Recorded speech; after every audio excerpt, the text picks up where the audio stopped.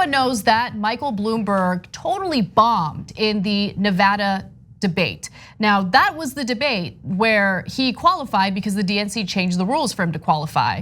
But he might be regretting that today because if he were to win the nomination, which I really hope he doesn't, and it doesn't seem like that's likely, he would be up against Donald Trump in the general. And Donald Trump is notoriously vicious. To give you a sense of that, he said the following on Twitter: Mini Mike Bloomberg's debate performance tonight was perhaps the worst in the history of debates.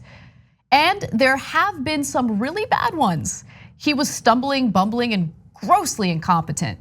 If this doesn't knock him out of the race, nothing will. Not so easy to do what I did. Okay, so he's unbearable, but he is right about something, or at least what he's trying to convey in that message. Michael Bloomberg was so bad on that debate stage when he was debating against allegedly members of his party. And I say allegedly because he was a Republican up until like yesterday, right? Mm-hmm. Around lunch. And if he couldn't handle Elizabeth Warren, how's he gonna handle? He's not gonna think that he needs to do any preparation. Mm-hmm. So he's gonna go on that debate stage against Donald Trump, who he doesn't care about truth. He doesn't care about playing fair. He doesn't care about avoiding hitting below the belt. Donald Trump is gonna do what Donald Trump's gonna do. We all know that. Mm-hmm. Remember that awkward moment where Donald Trump walked right behind Hillary Clinton as she was answering a question? He's a maniac. So imagine him up against Bloomberg, or Bloomberg up against Trump. He might just stand behind him the whole time at podiums, like Joe Biden. Just standing right, I don't know. I will say that while I agree with the first 90% of his tweet that Mike Bloomberg didn't do well, when he said not so easy to do what I did, first of all, you never faced 1/10 the attacks that he did last night, and justifiably so, from Elizabeth Warren. And also, if you get a minute, not right now, but after, Google the worst answer in debate history, and hopefully one of my final judgments about a Trump debate answer having to do with the nuclear triad will come up. It should have been disqualifying for a party that supposedly cares about national security. He doesn't know anything about anything. Well, I mean, we could just drop a nuclear bomb in a tornado. Wait, did he say hurricane or? He has said that. That's not what this answer was about. No, I know. But he wanted to nuke a hurricane. Yeah, he wanted to nuke a hurricane. That's right. Yeah, no, I know that it's different. It just reminded me of how he wanted to use nuclear weapons to deal with extreme weather conditions. God, I should have asked members of ICANN about that when I was at the Munich Security Conference. So what do you think about this idea? Right. Like our president thinks it's cool. Do you think it's cool? By the way, you should watch my interviews at the Munich Security Conference. I hosted a panel or moderated a panel with members of ICANN. It's a wonderful organization that's attempting to abolish the world of nuclear weapons. And it was just such a great conversation. You can learn more by going to youtube.com/yourmsc. All right, but let me give you some more on this Bloomberg fallout, because as we all know, Elizabeth Warren was pretty good last night at that debate stage. So I also want to clarify, we're incredibly fair here because I am not happy with Elizabeth Warren today, considering the bad faith stuff coming from her against Bernie Sanders, the dishonesty, it's gross. But fair is fair, and her performance last night was great. And so just a quick taste of what we experienced last night during that debate. Take a look. I'd like to talk about who we're running against. A billionaire who calls women fat broads and horse-faced lesbians. And no, I'm not talking about Donald Trump. I'm talking about Mayor Bloomberg. Democrats take a huge risk if we just substitute one arrogant billionaire for another. In my foundation, the person that runs it's a woman. 70% of the people there are women. In my company, lots and lots of women have big responsibilities. They get paid exactly the same as men. And in my in City Hall, the person that's the top person, my deputy mayor, was a woman, and 40% of our commissioners were women. I hope you heard what his defense was. I've been nice to some women. So, Mr. Mayor, are you willing to release all of those women from those non-disclosure agreements so we can hear their side of the story?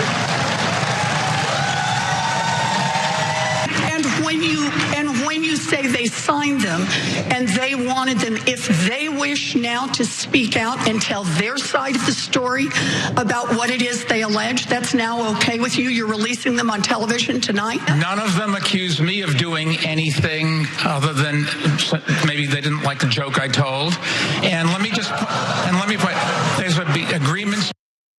Oof. So Bloomberg thinks he's best suited to beat Trump. What does he think he's gonna do when Trump attacks him on the debate stage? Just roll his eyes? He's gonna win the election that way? Yeah. Just like he rolled his eyes when Elizabeth Warren was calling him out. He had no response. He was not prepared at all. It was so pathetic. And I want to hear what you have to say, but first let's just go to this video because following the debate, Elizabeth Warren really did pile on. Let's take a look. It is important to know who this guy is because understand this. This guy is a threat not because he gets out and shakes hands with people and people think he has some really great ideas. He is a threat because he's already dropped $400 million in this campaign. And understand this, after his performance tonight, I have no doubt he is about to drop tonight another $100 million in this campaign. Why would his performance lead to more spending? Oh, come on. In order to try to erase America's memory of what happened on that debate stage. So two things. One, I think that's a good line, but the joke is kind of on us because he is going to do that and it works on some people. Yep. It's sad, but it's marketing. And some people think that Mike can get it done because they've heard it in an ad. But second of all, I love Chris Matthews. Why would his debate performance lead to more spending? Why do you think he bombed? He did terribly and all he has is money. Obviously he's going to spend. What a weird question to ask. We live in an alternate universe from cable news people. We really do. I mean, Wait, so you think that the guy who spent almost $500 million is gonna spend more money? Tell me more. Yes, I think he's gonna do that because he was a dog turd up there. That's what he was. Yes. And you need to spend a lot of money on gussying it up and maybe spray painting a little bit and putting something shiny around it. This is gonna really show how much debates make a difference because while he performed poorly in the debate, that's clear, how much will that be counteracted by his money? Yeah. So we'll see. We'll see. I mean, look, I've been looking at sort of charting his growth in the national polls, and obviously from like December to January, he rose from basically nothing, a couple points up to like 8 points, and as of a couple of weeks ago or a week and a half ago, he rose to about 15. It appears in the week and a half since then that he's only gone up by about a point. I mean, that's still progress, but he's not doubling every 2 weeks or anything like that. It is possible that we are butting up against some sort of ceiling for him. We'll see. Don't miss your chance to win a trip to Los Angeles and have dinner with Cenk, John, and me. Just head to tyt.com/dinnerinla to register to win. Sign up for a free Aspiration Spend and Save account. Then you just register your eligibility and swipe your Aspiration card daily on purchases to gain entries. Not only are you entering to win a trip to Los Angeles and dinner with TYT hosts, you're also not depositing your hard-earned money into fossil fuel exploration or production. As a friendly reminder, even if you already have an Aspiration account, you must still register for eligibility into the sweepstakes.